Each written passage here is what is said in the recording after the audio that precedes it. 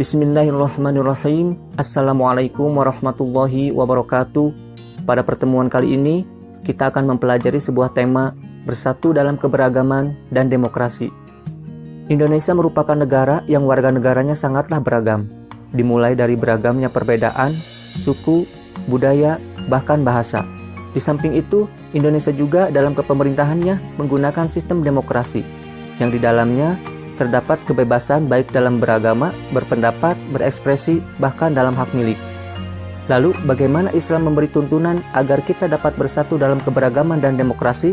Oleh karena itu, dalam pembahasan kali ini akan dikaji mengenai makna demokrasi, pandangan Islam mengenai demokrasi, pendapat ulama atau cendekiawan Muslim terhadap demokrasi, bagaimana sikap kita sebagai Muslim yang tinggal di negara yang menggunakan sistem demokrasi. Masuk kepada pembahasan yang pertama, yaitu makna demokrasi. Demokrasi, sebuah kata yang ketika dimunculkan, biasanya diikuti dengan beragam perdebatan atau adu pendapat, bahkan sampai terjadi pertikaian, bahkan berujung kepada pengerusakan. Dan semua perilaku itu seakan-akan menjadi hal yang wajar ketika dilakukan atas nama demokrasi. Pada dasarnya, demokrasi merupakan sebuah ideologi politik yang mengusung kebebasan dalam berbagai aspek bagi seluruh warga masyarakat dalam suatu tatanan negara. Dalam praktiknya, demokrasi menempatkan kedaulatan di tangan rakyat, artinya rakyatlah yang memegang kekuasaan untuk membuat aturan. Berangkat dari sebuah kenyataan bahwa rasa ingin dihargai adalah kebutuhan alamiah atau fitrah manusia. Akhirnya, sistem ini pun menghendaki adanya 4 kebebasan pada manusia. Yang pertama, kebebasan beragama, kebebasan berpendapat, kebebasan berekspresi, sampai kebebasan kepada hak kepemilikan. Merupakan hal yang wajar bahkan dipandang positif ketika warga negara diberi kebebasan untuk mengutarakan ide dan pendapat demi kemaslahatan bersama. Namun, ketika disertai dengan tuntutan dan paksaan bahwa pendapatnya harus dihargai dan dipergunakan oleh setiap orang, itulah yang memicu berbagai pertikaian dan konflik, karena dia melupakan satu hal yang penting, yaitu bahwa orang lain pun memiliki hak yang sama dalam berpendapat dan hak untuk dihargai. Yang pada akhirnya isu utama yang menjadi muatan demokrasi adalah persoalan saling menghargai eksistensi atau keberadaan diri masing-masing. Lalu bagaimana Islam memandang demokrasi? Islam tidak mengenal istilah demokrasi. Karena kata demokrasi pertama muncul pada mazhab politik dan filsafat Yunani kuno di negara kota Athena. Dipimpin oleh Cleisthenes, warga Athena yang mendirikan negara yang umum dianggap sebagai negara demokrasi pertama pada tahun 508 atau 507 sebelum Masehi. Sehingga Cleisthenes disebut sebagai Bapa Demokrasi Athena. Secara kebahasaan, demokrasi terdiri atas 2 rangkaian kata, yaitu demos yang berarti rakyat dan kratos yang berarti kekuasaan. Secara istilah, demokrasi menempatkan kedaulatan di tangan rakyat, yang artinya rakyatlah yang memegang kekuasaan untuk membuat aturan. Sedangkan dalam Islam, hanya dikenal kata musyawarah atau syuro, yang secara bahasa memiliki 2 pengertian. Yang pertama, menampakkan, yang kedua, memaparkan sesuatu atau mengambil sesuatu. Sedangkan menurut istilah, beberapa ulama terdahulu telah memberikan definisi syuro. Di antaranya adalah Ar-Raghib Al-Ashfani yang mendefinisikan syuro sebagai proses mengemukakan pendapat dengan saling mengoreksi antara peserta syuro. Dan yang kedua, Ibnu Ar-Rabi Al-Maliki yang mendefinisikan syuro sebagai berkumpul untuk meminta pendapat dalam suatu permasalahan yang peserta syuronya saling mengeluarkan pendapat yang dimiliki. Yang ketiga, berdasarkan pakar fikih kontemporer, syuro didefinisikan sebagai proses menelusuri pendapat para ahli dalam suatu permasalahan untuk mencapai solusi yang mendekati kebenaran. Adapun dalil syuro ini berdasarkan atas firman Allah dalam Quran Surat Ali Imran ayat 159. Maka disebabkan rahmat Allah lah kamu berlaku lemah lembut terhadap mereka. Sekiranya kamu bersikap keras lagi berhati kasar, tentunya mereka menjauhkan diri dari sekelilingmu.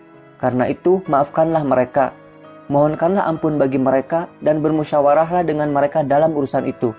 Kemudian apabila kamu telah membulatkan tekad, maka bertawakallah kepada Allah. Sesungguhnya Allah menyukai orang-orang yang bertawakal kepadanya. Dalam ayat di atas tertera 3 sifat dan sikap yang secara berurutan disebut dan diperintahkan untuk dilaksanakan sebelum bermusyawarah, yaitu sikap lemah lembut, sikap tidak kasar, dan sikap tidak berhati keras. Sedangkan sikap yang harus diambil setelah bermusyawarah adalah memberi maaf kepada semua peserta musyawarah apapun bentuk kesalahannya, baik karena pendapatnya tidak diakomodasi atau karena sebab lain. Oleh karena itu, diharapkan tidak ada lagi yang sakit hati atau dendam yang berkelanjutan di luar musyawarah. Terdapat juga hadis yang mengajarkan pentingnya musyawarah. Dari Abu Hurairah, ia berkata, "Aku tak pernah melihat seorang yang lebih sering bermusyawarah dengan para sahabat daripada Rasulullah SAW." Hadis riwayat At-Tirmidzi. Hadis di atas menjelaskan bahwa menurut pandangan para sahabat, Rasulullah SAW adalah orang yang paling suka bermusyawarah. Dalam banyak urusan yang penting, beliau senantiasa melibatkan para sahabat untuk dimintai pendapatnya. Sikap Rasulullah tersebut menunjukkan salah satu bentuk kebesaran jiwa beliau dan kerendahan hatinya atau tawadu. Meskipun memiliki status sosial paling tinggi dibanding seluruh umat manusia, yaitu sebagai utusan Allah Subhanahu wa Ta'ala, itu sama sekali tidak membuatnya merasa paling benar dalam urusan kemanusiaan yang terkait dengan masa ijtihadi atau dapat dipikirkan dan dimusyawarahkan karena bukan masalah wahyu. Padahal bisa saja Rasulullah SAW memaksakan pendapat beliau kepada para sahabat dan sahabat tentu akan menuruti beliau. Tetapi itulah akhlak mulia Rasulullah, manusia agung yang tawadu dan bijaksana.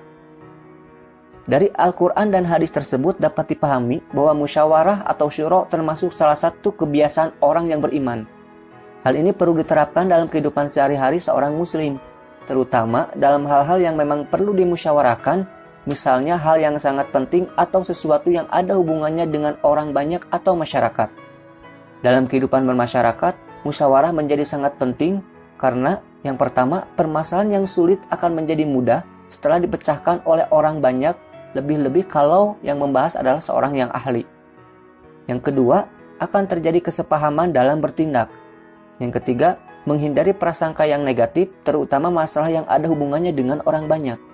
Dan yang keempat, melatih diri menerima saran dan kritik dari orang lain. Dan yang kelima, berlatih menghargai pendapat orang lain.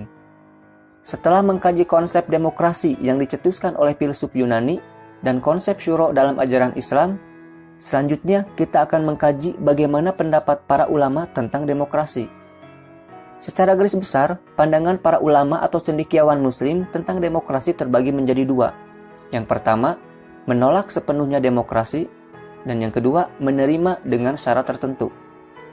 Adapun ulama yang menolak sepenuhnya sistem demokrasi, diantaranya adalah Abu al-A'la al-Maududi dan Muhammad Iqbal. Adapun alasan penolakannya apabila diambil secara umum adalah sebagai berikut. Yang pertama, dari segi akidah, Islam sangat menjunjung tinggi kalimat tauhid atau kalimat La ilaha illallah Muhammadur Rasulullah. Sementara demokrasi mengadopsi sekulerisme sebagai akidahnya. Yang kedua, dari sumber aturan, Islam menjadikan Al-Quran dan As-Sunnah sebagai aturan hukum serta aturan hidup manusia.